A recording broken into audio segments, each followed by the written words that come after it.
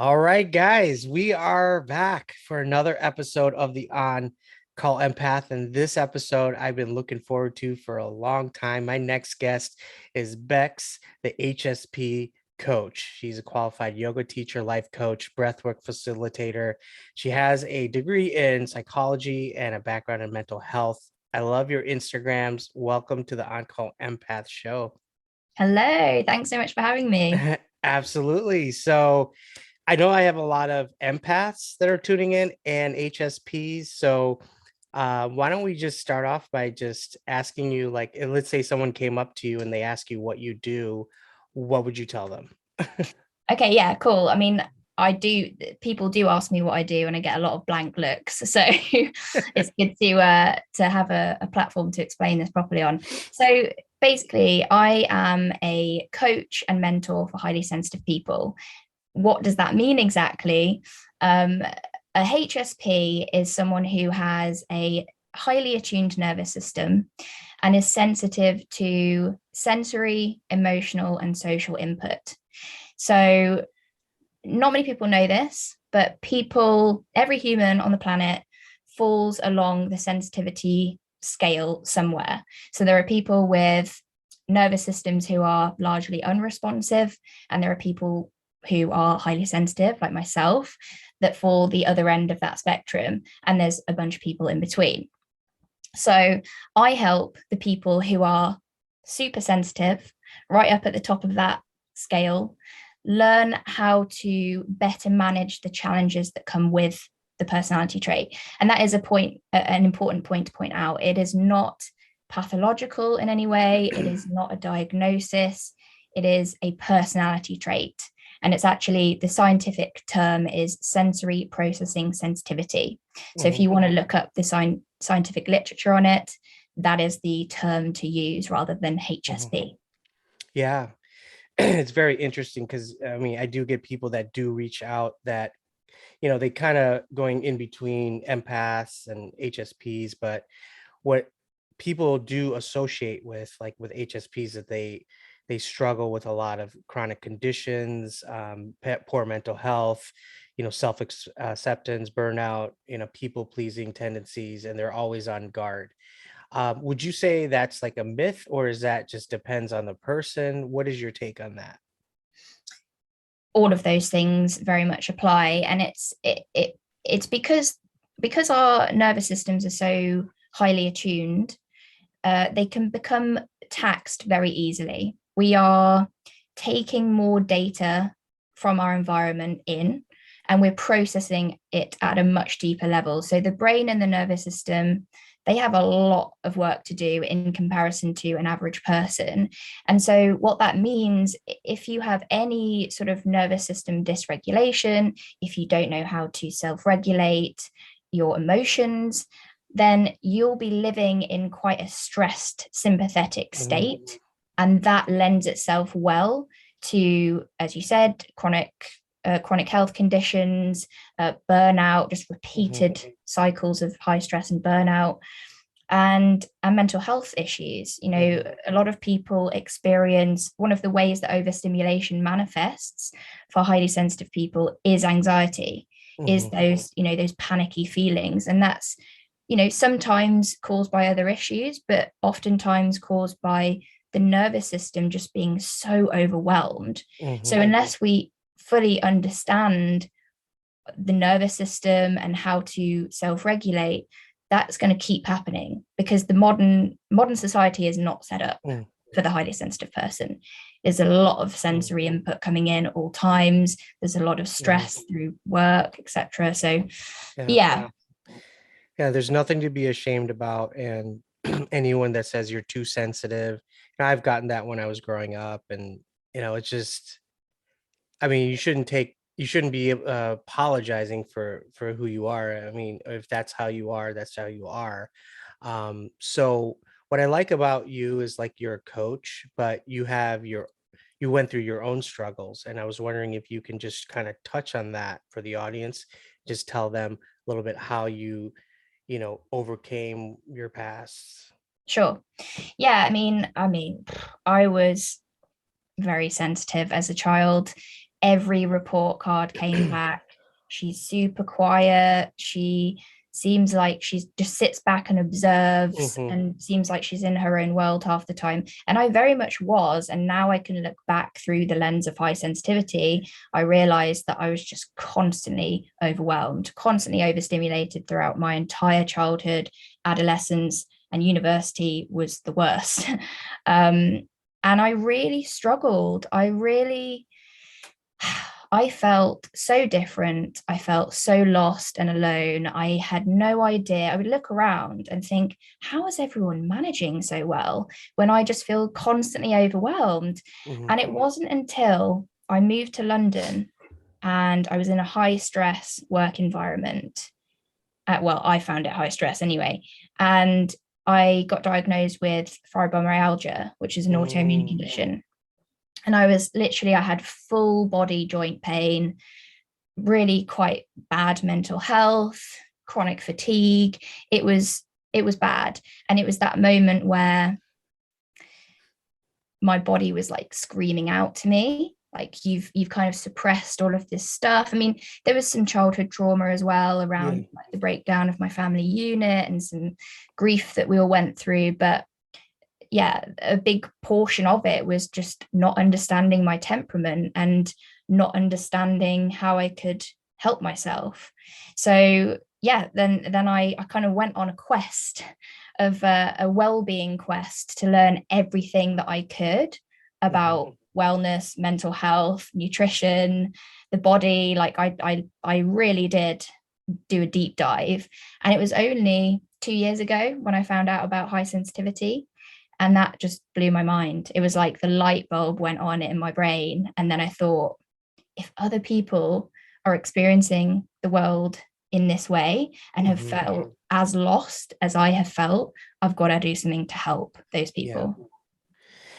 Yeah, I think that's an important component for any coach, to have that experience, that real life experience. I know that definitely helps, especially if I go to somebody, because there's a lot of coaches that do come on here that, their past kind of got them to where they are. So now what I want to do is just kind of bring out like everyone now, like in the world today, and at least in the US, like I feel like there's so much stress with work and inflation and family units breaking down.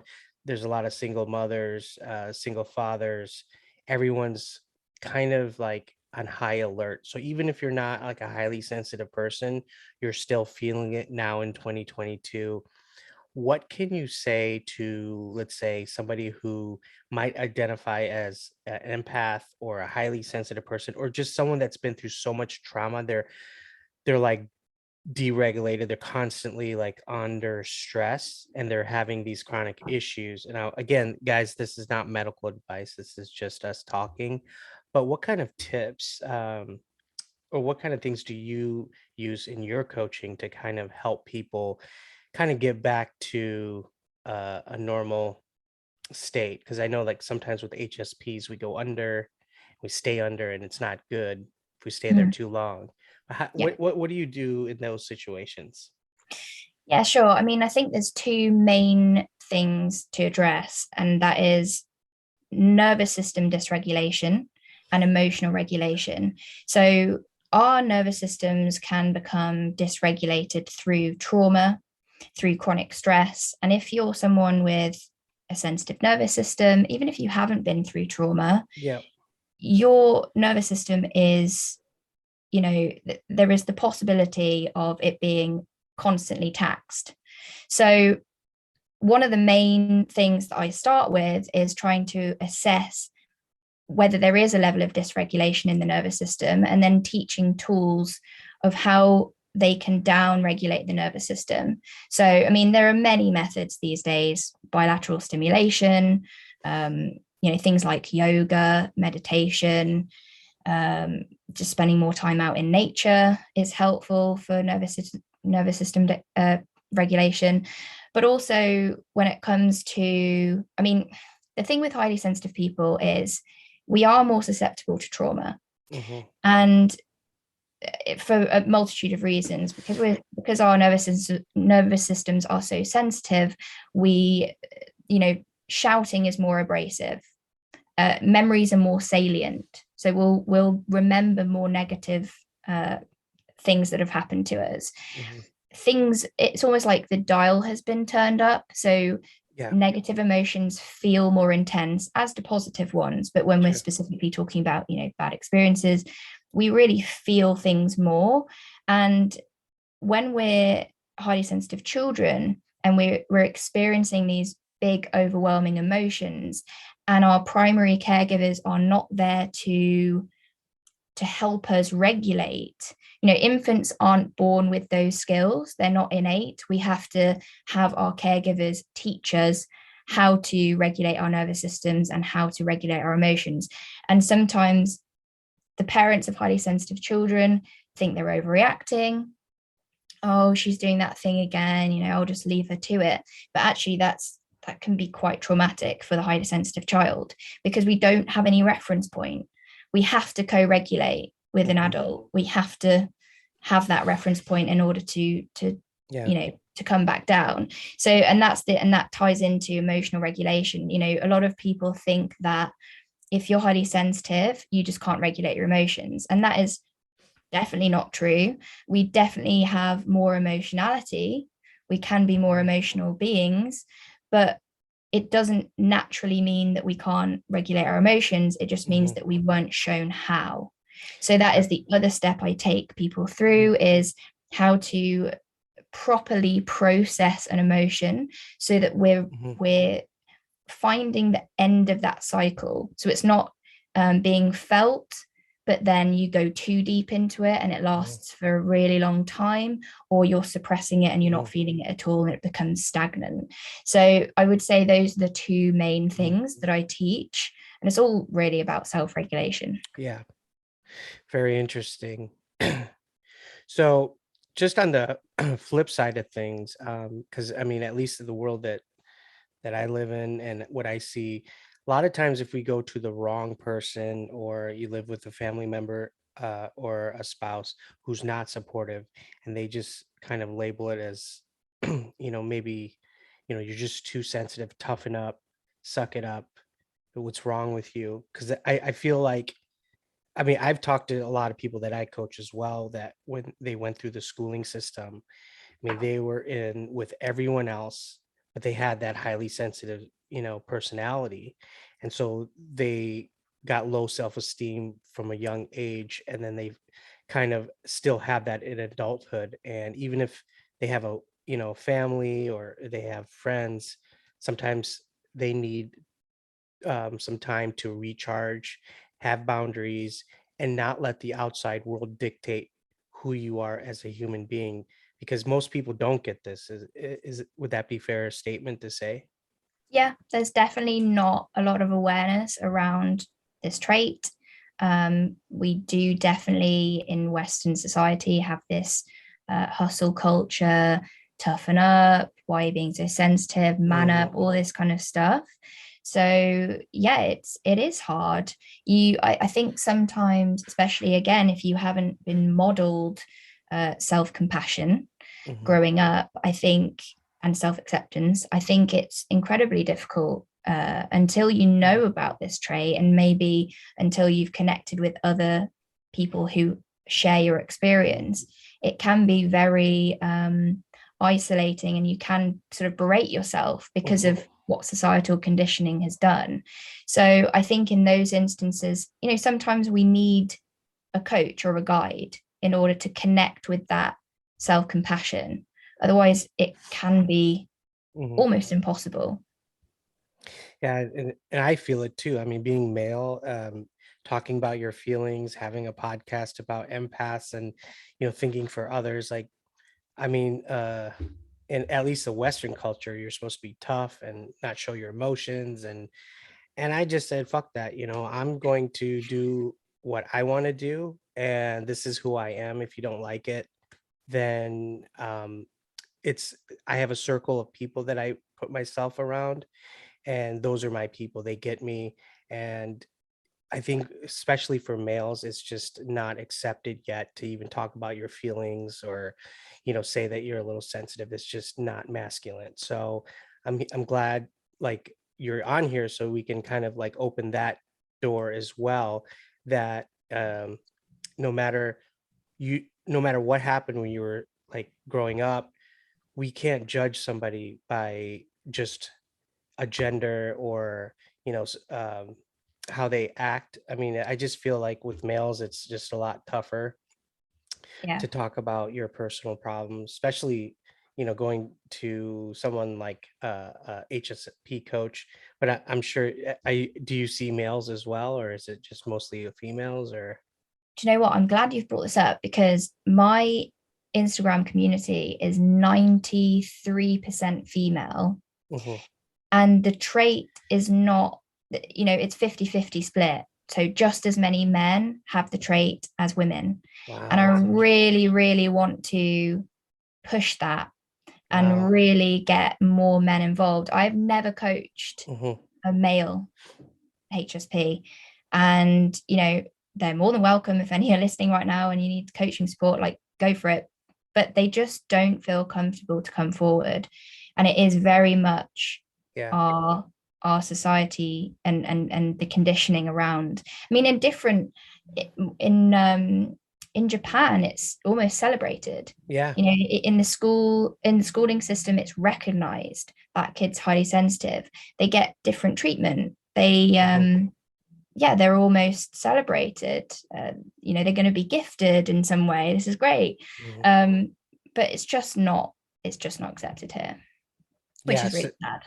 same here. It's just we just kind of put that tough smile on and say everything's fine. But Yeah. there's more suicides, especially with men now than ever before. And so because they don't want to talk about it. And so if there are any males listening, empaths, highly sensitive people, I urge you to look outside the box and get the help that you need, because at the end of the day it's about you, what works for you, instead of like trying to hide your emotions, right?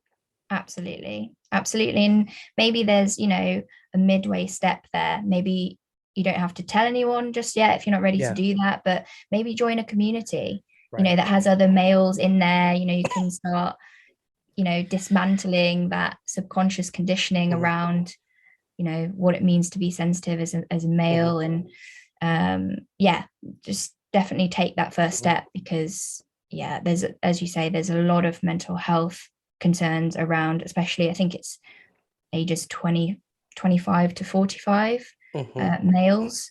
So yeah, I mean, there's a lot of work to be done, Yeah, really. yeah. So hopefully we can break that stigma. So in closing here, what I'm going to kind of leave you with this. What can somebody who's listening right now, what can they do to better themselves? Like just to start off, they just found out they're HSP, or they suspect like they are sensitive. What are some things they can do right away, right after this podcast, to kind of move things in motion? Sure. I think one of the main things to do is look up the trait. So look up sensory processing sensitivity, read some of the research, give yourself that validation, understand that it's a real evolutionarily developed trait. It has a purpose within our species. So learn all about the trait. As I said earlier, maybe connect with other HSPs, find a community, and that will also help, those feelings of, oh, I don't, I'm still different. There are lots of people who experience life as you do. And then I'll give a little tool as my last sort of takeaway. It's called the physiological sigh, and it's a breath technique which is currently the quickest way science knows how to downregulate the nervous system. And this is particularly useful if you feel triggered in a conflict or a certain situation, maybe a work situation, Mm. and it will downregulate the nervous system in real time. So you inhale through the nose, you inhale for a second time through the nose, and then you exhale an extended breath out of the mouth. And you Okay. do that 3, 4, 5 times, and you will feel more calm. It essentially, what's happening is it's rebalancing the levels of oxygen and CO2 in the bloodstream. So it is a nice way of down regulating the nervous system and bringing it back to baseline. There you have it, guys. Give it a shot. And before we take off, Bex, can you tell us where we can find you and what you're up to? Sure, yeah. So my Instagram is the best place to find me. That is where I do most of my work. The handle is the_HSP coach.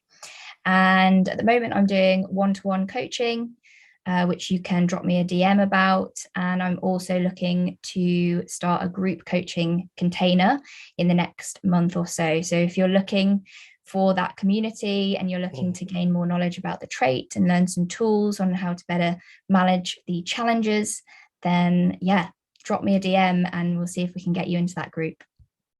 All right, guys, check her out. All right, that does it for this episode. Stay tuned. I got a lot more guests coming on, and always keep moving forward. And we are out. You're listening to the On Call Empath.